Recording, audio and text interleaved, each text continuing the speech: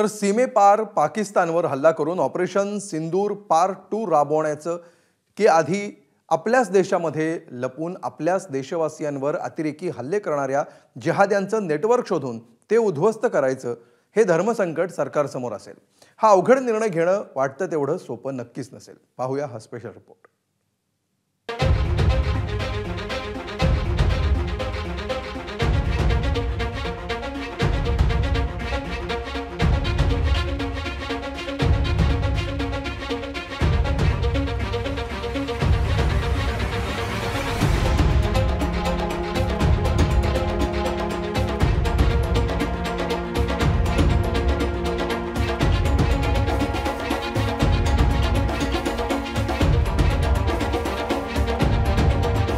पाकिस्तानच्या मदतीने जिहादी अतिरेक्यांनी पहलगाममध्ये निष्पाप निशस्त्र पर्यटकांचा जीव घेतला। अतिरेक्यांसहित त्यांच्या मास्टरमाइंडला अद्दल घडवणार, त्यांची आश्रयस्थळ बेचिराग करणार असा इशारा पंतप्रधान मोदींनी दिला होता।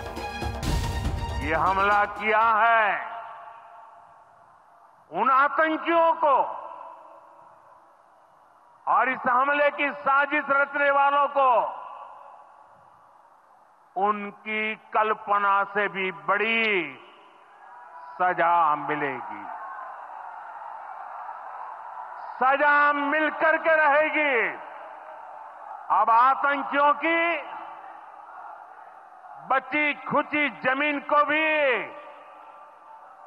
मिट्टी में मिलाने का समय आ गया है। शांत संयमी भारताच्या सहनशक्तीचा कडेलोट झाला आणि भारताने ऑपरेशन सिंदूर राबवलं। थेट पाकिस्तानात घुसून जैश-ए मोहम्मद लष्कर-ए-तैयबाच्या अतिरेकी मुख्यालयावर भारताच्या वायुसेनेचा कहर बरसला। पाकिस्तानची आगळीक ठेचून काढत भारतीय सेनेने 3 दिवसांच्या आत पाकिस्तानला गुडघ्यावर आणलं।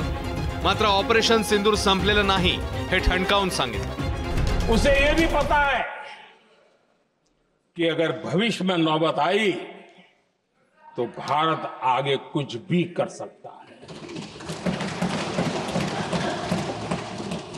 और इसलिए मैं फिर से लोकतंत्र के इस मंदिर में दोहराना चाहता हूं,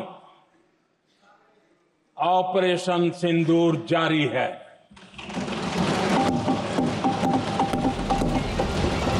भारताच्या हवाई हल्ल्यात जैश आणि लष्करचे मोठे कमांडर मारले गेले तेव्हा भारतातील स्लीपर सेल सक्रिय करून बदला घेण्याची घोषणा मौलाना मसूद अझहरने केली होती। सोमवारी दिल्लीत लाल किल्ल्याजवळ झालेल्या स्फोटावर जैश-ए मोहम्मद या जिहादी अतिरेकी संघटनेची छाप दिसते। त्यामुळे आता भारत काय भूमिका घेणार याकडे सर्वांचं लक्ष आहे। दोषींना सोडलं जाणार नाही अशी ग्वाही पंतप्रधान मोदी आणि संरक्षण मंत्री राजनाथ सिंह यांनी दिलेली आहे। हमारी एजेंसियां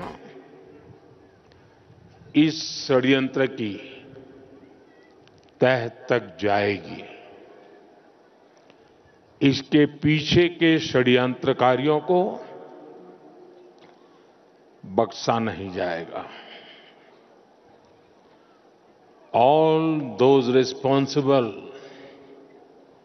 will be brought to justice. I pray to God to grant strength and solace to the bereaved families in this hour of deep grief.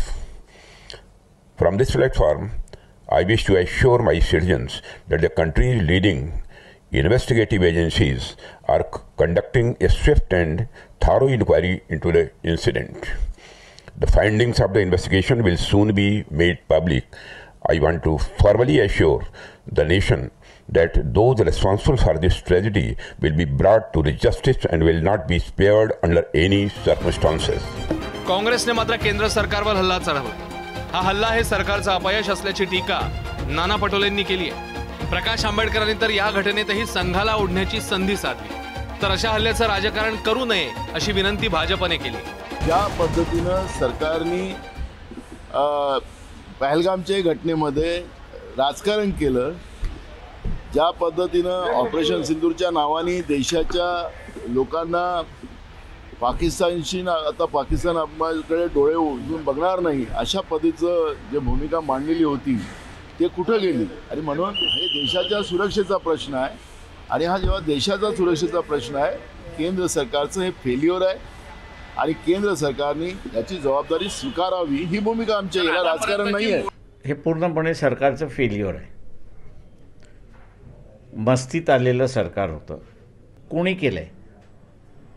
Internal आहे की एक्सटर्नल आहे? अरे हे म्हणतील की इंटरनल बॉम्बलास्ट झाले नाही, ते इंटरनल बॉम्बलास्ट झालेले आहेत.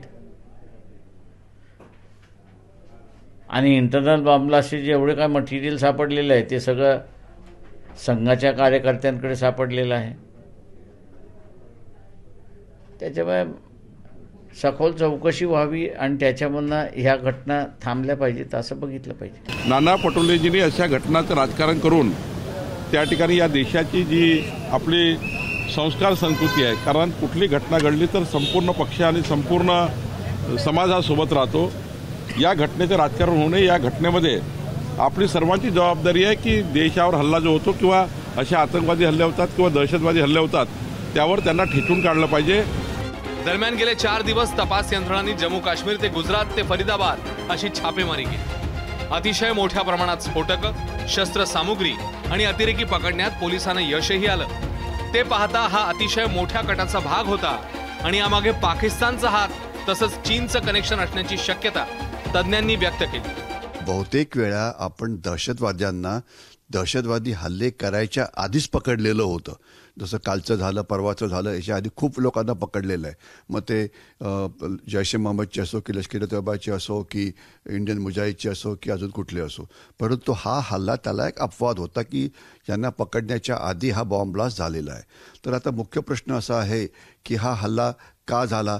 तर त्याचं कारण सिंपल आहे की जोपर्यंत पाकिस्तान नावाचा देश आहे, जोपर्यंत त्यांना चीनकडनं मदत मिळते आहे आणि जोपर्यंत त्यांना मदत करणारे भारतामध्ये त्यांचे अनेक समर्थक आहे, तोपर्यंत दहशतवादी कृत्य किंवा पाकिस्तान चीन विरुद्धची लढाई ही चालूच राहणार आहे. चीनमध्ये जाऊन MBBSची डिग्री घेऊन आलेले होते. डिग्री घेतल्यानंतर आपल्या राज्यामध्ये प्रॅक्टिस करण्याच्या ऐवजी हे लोक एक गुजरातमध्ये आला, एक हरियाणामध्ये आला, एक दिल्लीमध्ये आला. तर अशा ठिकाणी येऊन यांनी प्रॅक्टिस सुरू केली. आता कुठलाही डॉक्टर जर म्हटला तर तो इतर लोकांच्याकरता देवदूतासारखा असतो. त्यामुळे त्याच्यावर कोणी संशय घेणं शक्य नसतं. म्हणून या डॉक्टरांना स्लीपर सेल टाईप त्यांनी इस्तेमाल केला आणि यांना जे काही हे द्यायचे होते, निर्देश द्यायचे होते ते दिले. जर यात पाकिस्तानचा हात आढळला तर भारत ऑपरेशन सिंदूर पार्ट 2 ने उत्तर देईल का? आणि गेल्या 6 महिन्यात बदललेले आंतरराष्ट्रीय संबंध आणि समीकरण पाहता हे किती आव्हानात्मक असेल असे प्रश्न विचारले जात आहेत. अप्रत्यक्षपणे दहशतवादी संघटना हाच मेसेज त्या ठिकाणी देत आहेत की तुमचा लाल किल्ला सुद्धा सुरक्षित नाही, तिथे सुद्धा आम्ही त्या ठिकाणी हल्ला करू शकतो. मुळातच लाल किल्ला हा वर्दळीचा त्या ठिकाणी नेहमीच भाग त्या ठिकाणी राहिलेला आहे. कारण एक प्रकारे प्राचीन वास्तू असल्यामुळे नेहमीच पर्यटक त्या ठिकाणी येतात आणि त्यातल्या त्यात दिल्लीसारखं राजधानीचं शहर, संध्याकाळची वेळ, मेट्रो शहराच्या समोरचं त्या ठिकाणी ठिकाण आणि सोबतीलाच लाल किल्ल्यासारखी प्राचीन वास्तू त्या ठिकाणी असल्यामुळे मोठ्या प्रमाणामध्ये लोकांची वर्दळ असणार आहे. आणि हेच हेरून तिथल्या दहशतवाद्यांनी अशा प्रकारचा हल्ला त्या ठिकाणी केलेला असणार. जिहादी अतिरेकी आणि पाकिस्तान आर्मी वेगवेगळे नाहीत. पाकिस्तान आर्मी आणि पाकिस्तानी सरकार वेगवेगळे नाहीत. त्यामुळे भारतावर हल्ला केला तर जिथून हे अतिरेकी आले तिथे हल्ला करण्याचं भारताचं नवं धोरण आहे. त्याला उत्तर म्हणून भारतातच जिहादी अतिरेकी तयार करून ते अतिरेकी हल्ल्यासाठी वापरण्याची पाकिस्तानने रणनीती बनवली होती. त्यातूनच कधी इंडियन मुजाहिदीन तर कधी सिमी, कधी PFI तर कधी हुजी अशा जिहादी संघटना जन्माला आल्या. त्यात आता अल कायदा, ISIS सारख्या कट्टर आंतरराष्ट्रीय अतिरेकी संघटनांसाठी काम करणारे अगदी मुंबई, मुंब्रा, पुणे, कोंढवा या ठिकाणी सापडू लागले. सीमेपार ऑपरेशन सिंदूर पार्ट 2 करण्याआधी तपास यंत्रणांना देशातली अशी जिहादी नेटवर्क शोधून उद्ध्वस्त करावी लागणार आहेत हे नक्की. ब्युरो रिपोर्ट, ABP माझा. ABP माझा, उघडा डोळे बघा नीट.